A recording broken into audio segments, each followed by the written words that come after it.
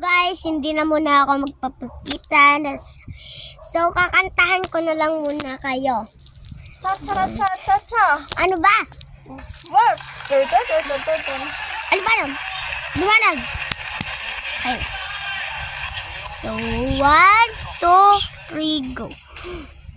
May nararamdaman na iba, basta iba.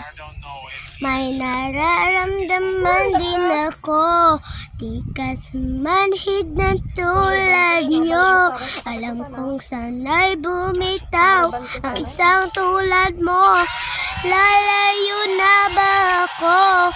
Paano naman ako nahulog na sa iyo? Yay! Tapos na! So, gusto niyo mag-aral ay di bilo? O sige, sa susunod na vlog na lang. Bye-bye sa part 6!